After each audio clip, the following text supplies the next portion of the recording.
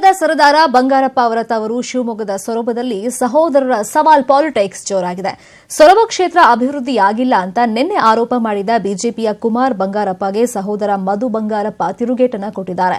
ಸೋತವರಿಗೆ, ಸೋಲೋರ್ಗೆ ಹಾಗೂ ಪಕ್ಷಾಂತರಿಗಳಿಗೆ ನಾನು ಯಾವುದೇ ಉತ್ತರ ಕೊಡೋದಿಲ್ಲ ಅಂತ ಸೊರಬ ಶಾಸಕ ಮಧು ಅಣ್ಣನಿಗೆ ಎದುರೇಟನ್ನ ಕೊಟ್ಟಿದ್ದಾರೆ. ಕರಿಮೆಣಸನ್ನ ವಿದೇಶಗಳಿಂದ ಆಮದು ಮಾಡಿಕೊಳ್ಳುವವರು ಬಿಜೆಪಿಯ ನಾಯಕರ ಮಕ್ಕಳು ಅಂತ ಮಧು ವಾಗ್ದಾಳಿಯನ್ನು ನಡೆಸಿದ್ದಾರೆ.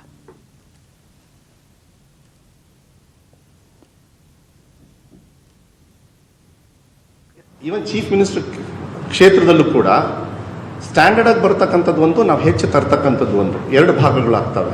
ಮನೆಗಳನ್ನು ನಾನು almost one of the top person ಇಲ್ಲಿ ಶಿವಮೊಗ್ಗದಲ್ಲಿ ಮನೆಗಳನ್ನು ತರ್ತಕ್ಕಂಥದ್ದು. ಯಾಕಂದರೆ ವೈಯಕ್ತಿಕವಾಗಿ ಕೃಷ್ಣಪ್ಪ ಅವರು ನನಗೆ ಗೊತ್ತಿರೋದ್ರಿಂದ ಹೋಗಿ ಅವ್ರ ಮನೆ ಕಾದಿದ್ದೀನಿ. ಒಂದು 5-6 ಸತಿ ಸ್ವಲ್ಪ ಹೆಚ್ಚು ಮನೆ ಕೊಟ್ಟಿದ್ದಾರೆ ನನಗೆ. 1500 ಲಾಸ್ಟ್ ಬ್ಯಾಚಲ್ಲಿ ನಾನು ತರಿಸಿರ್ತಕ್ಕಂಥ 1500 ಅಂತ ಹೇಳಿದರೆ ನನ್ನ ಪ್ರಕಾರ ಒಂದು 22-23 ಕೋಟಿ ಆಗಿಬಿಡುತ್ತೆ.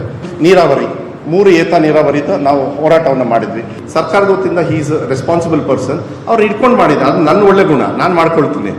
ಅದನ್ನು ಬೇರೆಯವ್ರು ಹೇಳ್ತಾರೆ ಅಂತ ಹೇಳಿದರೆ ನಾನು ಮಾಡೋದಕ್ಕೆ ಹೋಗೋದಿಲ್ಲ. ವೈಯಕ್ತಿಕವಾಗಿ ಕೆಲವರೆಲ್ಲ ಬೋರ್ಡ್ ಹಾಕ್ಕೊಂಡಿದ್ದಾರೆ. ನಾನು ಸುಮಾರು ಜನರು 1500 ಕೋಟಿ ಕ್ಷೇತ್ರಕ್ಕೆ ತಂದಿದ್ದೀನಿ ಅಂತ ಹೇಳಿ ಈ ಕರಾವಳಿ ಭಾಗದಲ್ಲಿದೆ. ನಾನು ಅಲ್ಲಿ ಹೋದಾಗೆಲ್ಲ ನೋಡಿದೆ. ನನಗೆ ಆ ಅಭ್ಯಾಸ ಇಲ್ಲ. ನನಗೆ ನಿರ್ಧಾರ ಮಾಡೋರು ಯಾರು ಅಂತ ಹೇಳಿದ್ರೆ ಎಷ್ಟು ತಂದಿದ್ದೀನಿ ಇಲ್ಲ, ಸೊರಬ ಕ್ಷೇತ್ರದ ಜನರು ಅಷ್ಟಕ್ಕೆ ಮಾತ್ರ ಸೀಮಿತವಾಗಿ ಇಟ್ಬಿಡ್ತೀನಿ. ಸೋತವರಿಗೆ, ಸೋಲೋರಿಗೆ, ಬೇರೆ ಪಕ್ಷಾಂತರಿಗಳಿಗೆ ಇಲ್ಲ ರಾಜಕಾರಣದಲ್ಲಿ ಉಳಿತಕ್ಕಂಥವರಿಗೆ ಅವರಿಗೆಲ್ಲ ಉತ್ತರ ಕೊಟ್ಟ ಅಭ್ಯಾಸ ಇಲ್ಲ.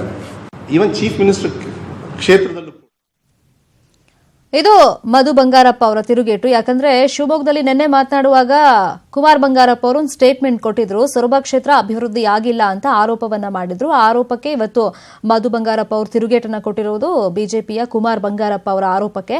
ಸೋತವರಿಗೆ, ಸೋಲೋರಿಗೆ, ಅದ್ರ ಜೊತೆಗೆ ಪಕ್ಷಾಂತರಿಗಳಿಗೆ ನಾನು ಯಾವುದೇ ರೀತಿಯ ಉತ್ತರವನ್ನ ಕೊಡಬೇಕಾಗಿಲ್ಲ ಅಂತ ಅಣ್ಣನ ವಿರುದ್ಧ ಇದೀಗ ಎದುರೇಟನ್ನ ಕೊಟ್ಟಿದ್ದಾರೆ ಮಧು ಬಂಗಾರಪ್ಪ ಅವರು. ಅವ್ರು ಹೇಳ್ದಾಗೆ ನಾನು ಎಷ್ಟು ಅಭಿವೃದ್ಧಿ ಮಾಡಿದ್ದೀನಿ ಅಂತ ನಾನೇನು ಕೆಲವ್ರ ತರ ಬೋರ್ಡ್ ಹಾಕೊಂಡು ನೀನು ತಿರುಗಬೇಕಾಗಿಲ್ಲ. ಅದ್ರ ಜೊತೆಗೆ ಇಂಥ ಪ್ರಶ್ನೆಗಳಿಗೆ, ಅದರಲ್ಲೂ ಸೋತವರಿಗೆ, ಸೋಲೋರಿಗೆ, ಪಕ್ಷಾಂತರಿಗಳಿಗೆ ಅಂದ್ರೆ ಇದೀಗ ಬಿಜೆಪಿ ಸೇರಿರುವಂತಹ ಕುಮಾರ್ ಬಂಗಾರಪ್ಪ ಅವರಿಗೆ ನೇರವಾಗಿ ಟಾಂಗ್ ಅನ್ನು ಕೊಟ್ಟಿದ್ದಾರೆ ಮಧು ಬಂಗಾರಪ್ಪ ಅವರು.